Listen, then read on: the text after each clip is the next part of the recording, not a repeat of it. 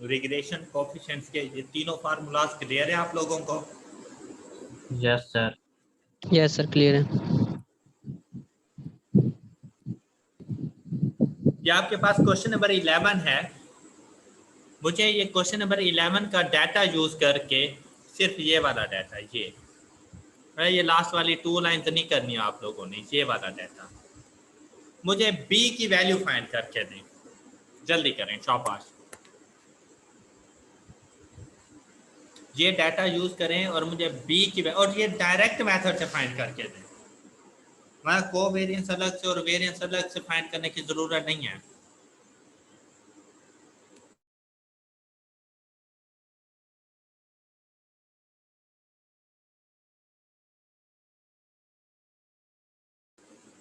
तो इस डाटा से जो b की वैल्यू बनती और जो फार्मूला हम लोग यूज कर सकते हैं वो सेकंड वाला हो सकता है। और सेकंड फार्मूला क्या था? n की वैल्यू है 7 into summation X Y 3 to 864 minus summation X 476 into summation Y 483। यहाँ तक क्लियर है सबको? Yes sir. Divided by 7 into summation X square 32396 minus summation X whole का स्क्वायर। तो ये आपके पास आ रही है रिग्रेशन कोएफिशिएंट की वैल्यू। कितनी है रिग्रेशन कोएफिशिएंट की value?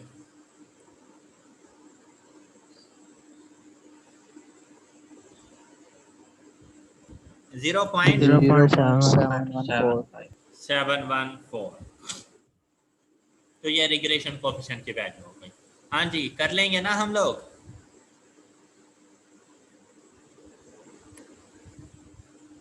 Yes sir. Yes sir. Very good, शाबाश। अच्छा बेटा, हम लोगों ने regression line y on x find करना सीख ली, उसके तमाम तर फार्मूलाज भी देख लिए। और y ऑन x से मुराद था कि y को आपने डिपेंडेंट वेरिएबल कंसीडर करना है और x को इंडिपेंडेंट वेरिएबल। मतलब जिस वेरिएबल को, जिसकी वैल्यू को एस्टिमेट या प्रिडिक्ट करना हो वो डिपेंडेंट वेरिएबल होता है। अब बेटा अगर आप अपने चाइल्डहुड की बात करें कि आपका बचपना चल रहा है, आपके एजुकेशन एक्सपेंस, आपके फूड एक्सपेंस आपके फादर पर होते हैं या गार्डियन या पेरेंट्स की बात कर रहे हैं उनके ऊपर होते हैं, तो आप डिपेंड कर रहे होते हो अपने पेरेंट्स के ऊपर कि वो हमें पॉकेट मनी देंगे तो आप एक्सपेंस आउट करेंगे, वो हमें पैसे देंगे तो हम जाके फ़ी पे करेंगे और इस किस्म की बहुत सी ज़रूरियात। लेकिन जैसे ही एक ख़ास लिमिट के बाद आप जाते हो, आप खुद अर्निंग स्टार्ट कर देते हो और आपकी अपनी जॉब हो जाती है और उस वक्त तक आपके फादर रिटायर हो चुके हो अपनी जॉब से, क्या तब भी आप अपने फादर पे डिपेंड करते हो? No sir. तब आप इंडिपेंडेंट हो जाते हो और आपके फादर, आपके पेरेंट्स आप पर डिपेंड करना शुरू कर देते हैं। ऐसा ही है, ऐसा है ना? Yes sir. Yes sir. अच्छा, अब जब आपके फादर आप पर डिपेंड करना शुरू कर रहे हैं तो आप उन्हें क्या कहेंगे कि अब आप बेटे हो गए हैं और मैं बाप बन गया हूँ? जब तब भी आप बेटे ही रहेंगे और वो बाप ही रहेंगे। यस सर, हम बेटे ही रहेंगे। ऐसे मतलब वेरिएबल की वैल्यू का जो नेम है वो तो चेंज नहीं होने वाला ना। सिर्फ फर्क No, क्या sir. है कि पहले आप डिपेंडेंट थे और अब आप इंडिपेंडेंट हैं। हाँ, इससे पहले आपके Yes, sir. फादर इंडिपेंडेंट थे और अब वो डिपेंडेंट हैं। ऐसे ही है ना? Yes sir. तो ऐसी सिचुएशन में रिलेशनशिप थोड़ा सा चेंज, क्या कि अब x को डिपेंडेंट वेरिएबल और y को इंडिपेंडेंट वेरिएबल कह देंगे। और अगर ऐसी कोई सिचुएशन आ जाए तो जो रिग्रेशन लाइन बनती है, हम उस रिग्रेशन लाइन को क्या कहते हैं? x on y. x on y। ये बात क्लियर है सबको? तो बेटा रिग्रेशन Yes, लाइन sir. दो तरह से होती है, y on x and x on y। तो दोनों में फर्क X on ये y. होता है कि जब y on x की बात करते हैं तो y डिपेंडेंट वेरिएबल और x इंडिपेंडेंट, और जब x on y की बात करते हैं तो x डिपेंडेंट बन जाता है और y इंडिपेंडेंट बन जाता है। Clear? Yes, sir. Yes, sir. और जब हम लोग इसकी इक्वेशन लिखते हैं, स्ट्रेट लाइन इक्वेशन, वो हम लोग यूं लिखा करते थे। चैप्टर 2 को देख लें या वैसे भी हमेशा स्ट्रेट लाइन इक्वेशन इस तरह लिखते हैं, और इसमें हमेशा इस वेरिएबल को कौन सा वेरिएबल कहते हैं? Dependent. डिपेंडेंट। Dependent. और इस वेरिएबल को कौन सा वेरिएबल कहते हैं? Independent. तो मतलब बेटा ये अलग बात है कि मैथमेटिशियंस ने स्ट्रेट लाइन इक्वेशन बनाने के लिए x को इंडिपेंडेंट और y को डिपेंडेंट कह दिया, इसलिए वो हमेशा y = mx + c लिखते हैं। लेकिन बेसिकली जो इक्वेशन है वो ये है कि dependent variable is equal to slope into independent variable plus constant. Yes, sir. Done? Done, अब sir. जब मेरे पास y on x में y डिपेंडेंट वेरिएबल था तो मैंने y लिखा हुआ था और x इंडिपेंडेंट वेरिएबल के तौर पे था। स्लोप को b कह देता था और a को कांस्टेंट वैल्यू कह देता था। लेकिन अब अगर मेरे पास x डिपेंडेंट है तो इक्वेशन का स्टार्ट कहाँ से होगा?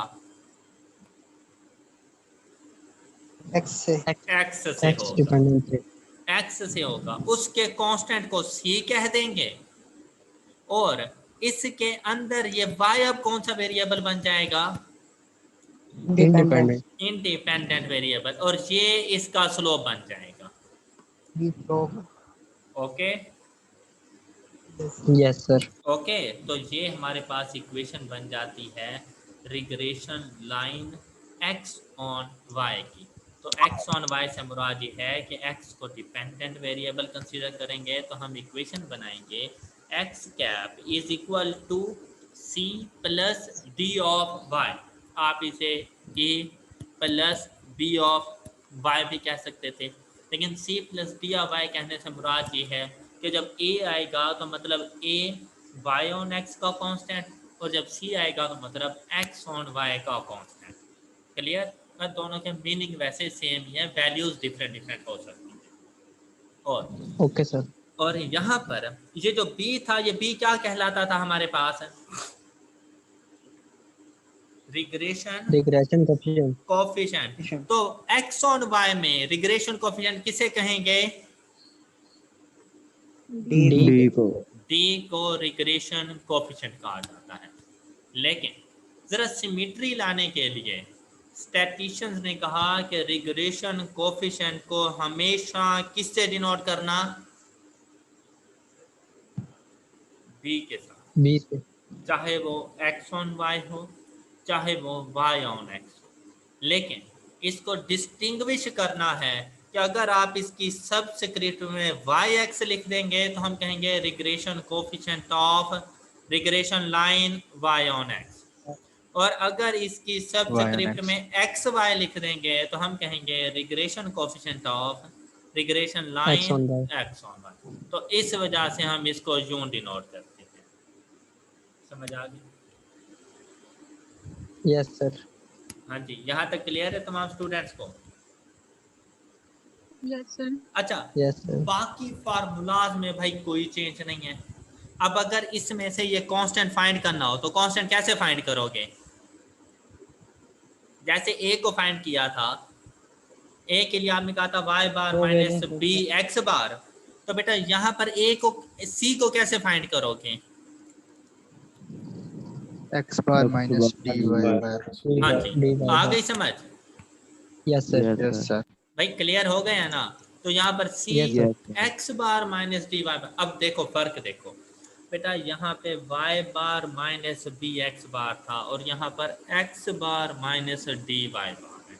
ये फर्क है दोनों में। तो दोनों की क्या वैल्यूज कभी इक्वल हो सकती हैं? No sir. नहीं No, हो sir. सकती, नहीं हो सकती इक्वल। शाबाश। तो इसी तरह अगर हम लोग अब बात करें रिग्रेशन कोफिशिएंट, तो रिग्रेशन कोफिशिएंट का क्या फार्मूला होता था हमारे पास? Covariance of x and y over variance of x. हाँ, तो वेरिएंस ऑफ एक्स हमने क्यों लिखा था? क्योंकि एक्स इंडिपेंडेंट वेरिएबल था। अब मैंने कहा था डिनोमिनेटर में इंडिपेंडेंट वेरिएबल जाएगा, याद है आपको? Yes, sir. तो Yes, y sir. On x में, x ऑन y में इंडिपेंडेंट कौन है? Y. y। तो Y. फिर यहाँ पर कौन चला जाएगा? Y. Y. तो ये चेंज आ जाता है, दोनों का डिनोमिनेटर चेंज हो जाता है। Regression coefficient x on y है तो variance of x, y on x है तो variance of y। Numerator same रहते हैं। क्लियर? Yes, sir. क्लियर? अब अगर वेरिएंस ऑफ y चाहिए तो बेटा वेरिएंस ऑफ y के फार्मूलाज तो ये वाले थे। अब यहाँ पे x तो नहीं लिखेंगे ना। अब क्या, जहाँ पे x था ना वो x रिप्लेस हो जाता है y के साथ, और जहाँ पे x बार था वो रिप्लेस हो जाता है Y बार के साथ. बस इतना सा चेंज है। तो वेरिएंस ऑफ y आ Okay. जाएगा। Yes, sir. Yes sir. Covariance के फार्मूले में कोई फर्क पड़ेगा? क्योंकि न्यूमरेटर No, तो sir. सेम था, तो कोवेरिएंस के फार्मूले में कोई फर्क नहीं पड़ेगा। Done? Yes, sir.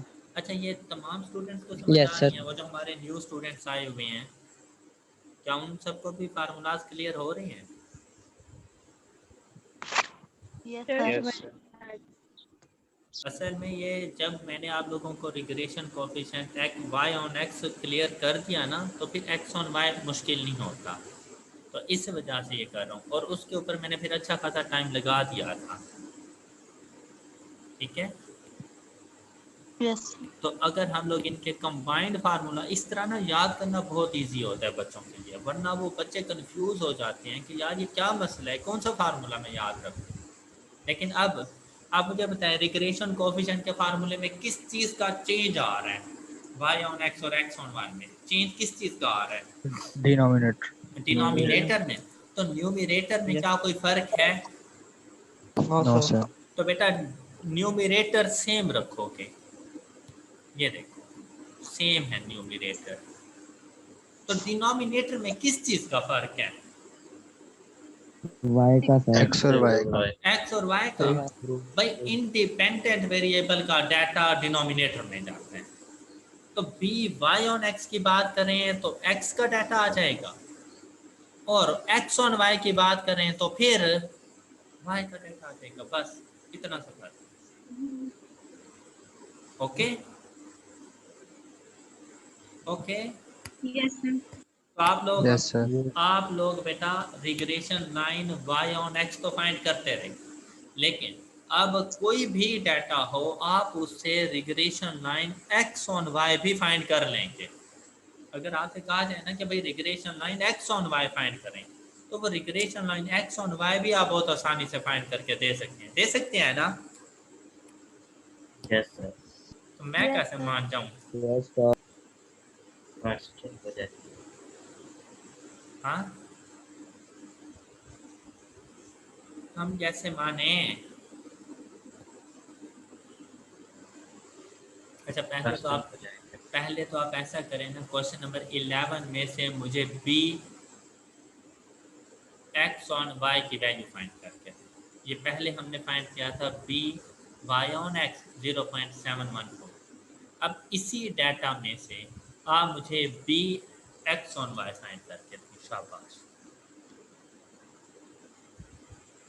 b x on y जल्दी करें। क्या आंसर आएगा आपके पास? 0.625. 0.625. 625. 5. हाँ जी, तमाम स्टूडेंट्स को क्लियर हो गया? Yes, sir. Yes, sir. और अगर ये डाटा हो क्वेश्चन नंबर 5, फाइंड करके दे जरा x on y regression line. देखिए जरा X on Y regression line आप फाइंड कर सकते हैं। Question number 5।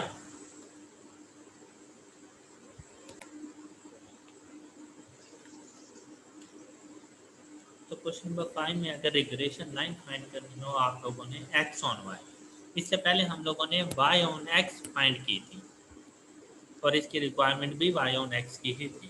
लेकिन अगर एक्स ऑन वाई पूछ ले तब इसकी बी की वैल्यू फाइंड करने के लिए इज इक्वल गिवन डाटा के मुताबिक जो फार्मूला लग सकता है वो है n into summation X Y 1500 minus summation X 200 into summation Y 42 over 10 into, अब मैं फाइंड कर रहा हूँ regression coefficient X on Y, तो फिर y का डाटा नीचे आएगा, तो 10 इंटू समीशन y का स्क्वायर, तो summation y square 750 minus summation y whole का स्क्वायर। क्या आपने ऐसा किया? क्या आपने ऐसे ही किया? Yes, sir. अब देखें इसके लिए मुझे कोवेरियंस अलग से और फिर वेरिएंस ऑफ y अलग से फाइंड करने की नहीं जरूरत है, एक ही फार्मूला। तो रिजल्ट क्या आया रिग्रेशन कोफिशिएंट का?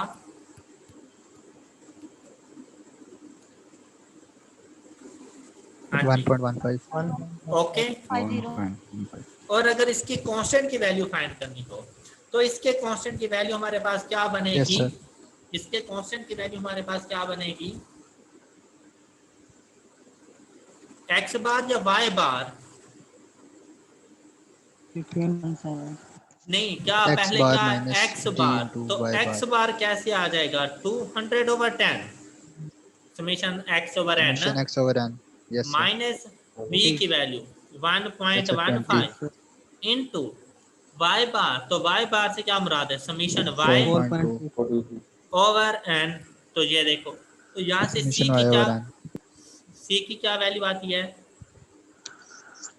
15.7. 15.17. 17। Yes, sir. Yes, sir. तो हमारे पास रिग्रेशन लाइन क्या बन जाएगी? X cap 15.17. Is equal to 15.17 plus 1.15 into Y. Y. शाबाश। तो ये रिग्रेशन लाइन है एक्स ऑन वाई। हो गई ना फाइन? Yes, sir. अच्छा, Yes, sir. हो गई. अब देखें बेटा, ये रिग्रेशन कोफिशिएंट हमने फाइंड किया बी एक्स ऑन वाई और इसकी वैल्यू क्या आई हमारे पास? 1.15। हमने इससे पहले बी वाई ऑन एक्स भी तो फाइंड किया था ना इसी डाटा का। तो क्या आपने वो लिखा हुआ है बी वाई ऑन एक्स हमारे Yes, पास sir. क्या आया था? बी वाई ऑन एक्स क्या आया था हमारे पास इससे पहले?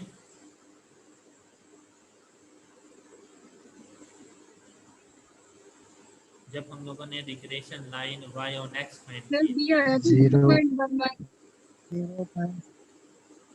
0.11. अब ये यही आया था 0.11। सही कह रही है, ऐसे ही था यार। ये देखो ना, ये Yes, sir. Okay. Yes, sir. तो ये अब रिग्रेशन को डाटा तो एक ही है ना, लेकिन रिग्रेशन कोफिशिएंट चेंज हो चुके हैं कि बी वाई ऑन एक्स एक डिफरेंट वैल्यू है और बी एक्स ऑन वाई एक डिफरेंट वैल्यू है, लेकिन साइन दोनों के सेम आए, दोनों ही पॉजिटिव है ना? ऐसे ही है ना?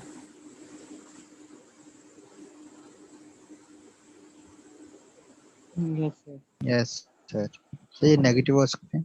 हो सकते हैं नेगेटिव भी आएंगे, हो सकते हैं नेगेटिव। Okay okay. अच्छा, ये क्वेश्चन नंबर 1 हम लोगों ने सॉल्व किया था और इसमें हम लोगों ने regression line y on x find की थी और वो regression line y on x हमारे पास ये वाली आई थी। और इसमें जो रिग्रेशन कोफिशिएंट हमें मिला था, वो रिग्रेशन कोफिशिएंट हमें मिला था 0.058। तो क्या आप लोग इसमें x ऑन y फाइंड कर सकते हैं रिग्रेशन लाइन? क्वेश्चन नंबर 1 से, क्वेश्चन नंबर 1 में से regression line x on y find कर सकते हैं? Yes sir. तो वो कर लीजिएगा खुद ही घर पे, ठीक है? Yes, sir. Okay, sir. अच्छा, अब यहाँ पे देखें बेटा, regression coefficients b y on x and b x on y कभी भी एक दूसरे के इक्वल नहीं होते, हमेशा डिफरेंट वैल्यूज होते हैं। Regression coefficient b y on x and b x on y हमेशा डिफरेंट वैल्यूज होती हैं, कभी भी एक दूसरे के इक्वल नहीं हो सकते। डन। अभी हमने क्वेश्चन नंबर 5 किया ना, तो वो मैंने इसीलिए प्रूव किया था, तो आपने देखा दोनों वैल्यूज डिफरेंट थी, हालांकि डाटा सेम ही था, लेकिन इनमें एक खास बात है कि दोनों यस सर। सेम साइन के साथ होती हैं। या तो दोनों नेगेटिव होंगे सेम साइन। या दोनों पॉजिटिव होंगे। क्लियर? दोनों ही सेम साइन के साथ होंगे, या दोनों पॉजिटिव होंगे या दोनों नेगेटिव, लेकिन दोनों की कभी वैल्यूज एक जैसी नहीं हो सकती। ये बात समझ आ चुकी है सब लोगों को? ये बात समझ आ चुकी है सब लोगों को? Yes sir. अच्छा, अब बेटा ये थ्योरी पॉइंट ऑफ व्यू से बड़ी इंपॉर्टेंट बातें बता रहा हूँ आप लोगों को। Yes, sir. Yes sir.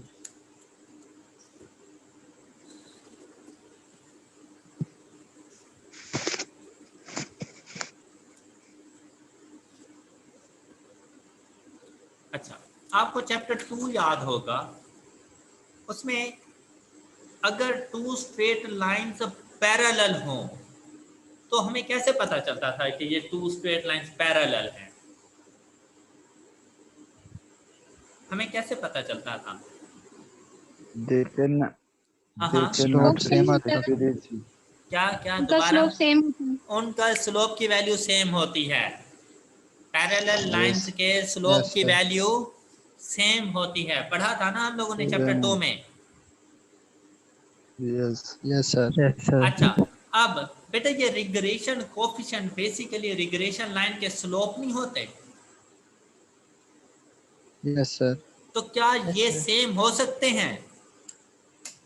No sir. तो बेटा जब ये सेम नहीं हो सकते तो क्या ये कह दूं कि regression lines y on x and x on y कभी भी एक दूसरे के पैरेलल नहीं हो सकती? Yes sir. बात समझ आ गई है सब लोगों को? Regression Yes, line sir. कभी भी एक दूसरे के पैरेलल नहीं होगी। क्यों? क्योंकि उनके रिग्रेशन कोफिशिएंट्स कभी इक्वल नहीं हो सकते। कभी इक्वल नहीं होते। Yes sir. Done? Done? Yes sir. अच्छा, Yes, अब sir. अब मुझे ये बताओ, परपेंडिकुलर होने की क्या सिचुएशन थी? उसके रेसिप्रोकल के नेगेटिव के इक्वल रेसिप्रोकल स्लोप्स। स्लोप जो होते हैं वो एक दूसरे के रेसिप्रोकल एंड इनवर्स होते हैं। हाँ, यही पढ़ा यस था। सर। अब यस सर। इनवर्स होने से Yes, क्या sir. मुराद है कि अगर एक पॉजिटिव है तो दूसरा दूसरा नेगेटिव। नेगेटिव होगा। क्या यहाँ पर दोनों रिग्रेशन लाइंस के स्लोप पॉजिटिव नेगेटिव हो सकते हैं? No sir. तो रिग्रेशन लाइन कभी एक दूसरे के परपेंडिकुलर भी नहीं होती। डन? ये एमसीक्यू समझ आ गए आप लोगों को? Regression lines Yes, sir. Yes, sir. ना तो एक दूसरे के पैरेलल होती हैं, regression line y on x and x on y ना तो एक दूसरे के पैरेलल होती हैं, ना परपेंडिकुलर होती हैं। पैरेलल क्यों नहीं होती? क्योंकि पैरेलल होने के लिए स्लोप्स का इक्वल होना जरूरी है, और सर रिग्रेशन आपकी बात लाइंस काफी आहिस्ता है। रिग्रेशन और- कोफिशिएंट और सर, बीच में रिग्रेशन बात कट गई लाइंस थी। के रिग्रेशन लाइंस के जो स्लोप की वैल्यूज हैं, रिग्रेशन कोफिशिएंट्स वो इक्वल नहीं होते, इसलिए रिग्रेशन लाइन से पैरेलल नहीं होगी। और रिग्रेशन कोएफिशिएंट्स हमेशा सेम साइन के साथ रहते हैं, तो ये परपेंडिकुलर भी नहीं हो सकती, क्योंकि परपेंडिकुलर के लिए उनके स्लोप्स के रेसिप्रोकल एंड इनवर्स होने चाहिए, कि एक स्लोप पॉजिटिव तो दूसरा स्लोप नेगेटिव हो, तब परपेंडिकुलर जा सकते हैं। तो सेम साइन होने की वजह से ये कभी परपेंडिकुलर भी नहीं हो सकती। Clear? Yes, sir. Yes, sir. अच्छा, ना तो ये पैरेलल हैं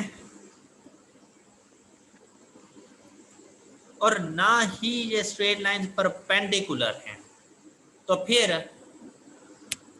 इंटरसेक्टिंग है, कहीं ना कहीं भाई इंटरसेक्ट करेंगी। हाँ, Yes, sir. अगर इंटरसेक्ट करेंगे तो पॉइंट ऑफ इंटरसेक्शन भी होगा। पॉइंट ऑफ इंटरसेक्शन सिर्फ उस वक्त नहीं होता जब पैरेलल हो, लेकिन अगर नॉन पैरेलल स्ट्रेट लाइंस हैं तो पॉइंट ऑफ इंटरसेक्शन होगा। Yes, sir. तो बेटा जो इनका पॉइंट ऑफ इंटरसेक्शन होता है ना, वो इन दोनों इक्वेशंस में मौजूद वेरिएबल्स के मीन की वैल्यूज होता है, ये इसकी प्रॉपर्टी है। रिग्रेशन लाइंस का जो पॉइंट ऑफ इंटरसेक्शन होता है वो उसके मीन की वैल्यूज होता है, एक्स का मीन एंड वाई का मीन, ये उनका पॉइंट ऑफ इंटरसेक्शन होता है। Okay okay Okay, Okay, sir. sir. Yes, sir. ये देखिए, regression lines y on x and x on y intersect at their main value मतलब Mean उनका value. जो पॉइंट ऑफ इंटरसेक्शन होगा वो क्या होगा, x बार y बार।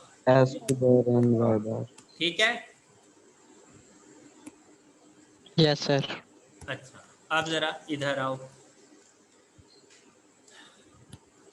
क्वेश्चन नंबर 1, अगर आपको ये सारा डाटा प्रोवाइड कर देता और आपसे कहता कि भाई इन regression lines y on x and x on y का पॉइंट ऑफ इंटरसेक्शन बता दें, तो पहला मेथड पता है आपके पास क्या था, कि आप y on x फाइंड करें, आप x on y फाइंड करें, फिर उनका पॉइंट ऑफ इंटरसेक्शन फाइंड करें। लेकिन अब जब आपको प्रॉपर्टी का पता चल गया है तो अब आप क्या करेंगे, x X बार mean फाइंड y करेंगे, y बार फाइंड करेंगे, Yes, sir. और पॉइंट ऑफ इंटरसेक्शन क्या बता देंगे आप, 0.058 और 5.05. क्या कह रहे हो, रिग्रेशन कोएफिशिएंट्स बेटा नहीं लिखने, Sorry, sir, मीन की 65. वैल्यूज लिखनी है।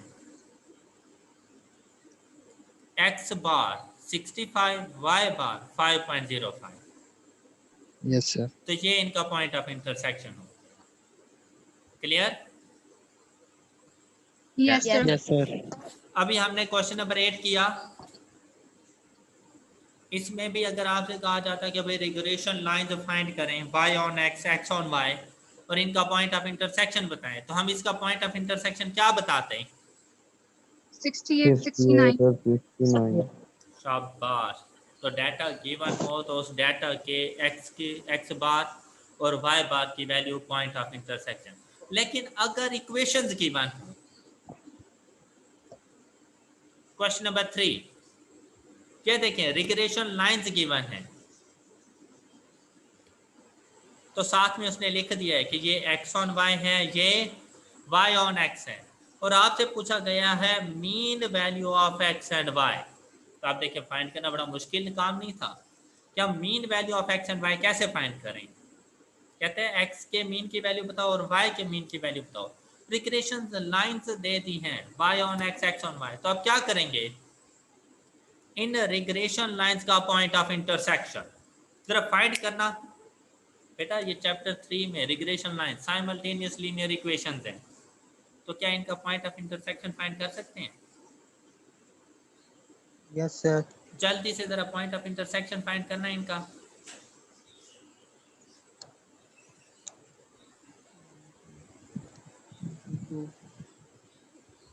जी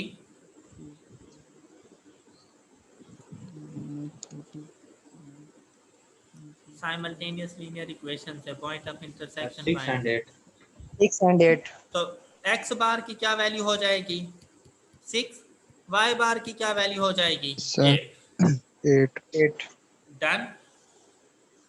Yes, sir. Yes, बेटा sir. ये छोटे छोटे क्वेश्चन, ये बड़े इंपॉर्टेंट क्वेश्चन है रिग्रेशन कोरिलेशन के, सिर्फ कॉन्सेप्ट्स चेक कर रहा होता है। तो क्या ये कॉन्सेप्ट्स क्लियर हैं आप लोगों को? Yes, sir. Yes, sir. Yes, sir.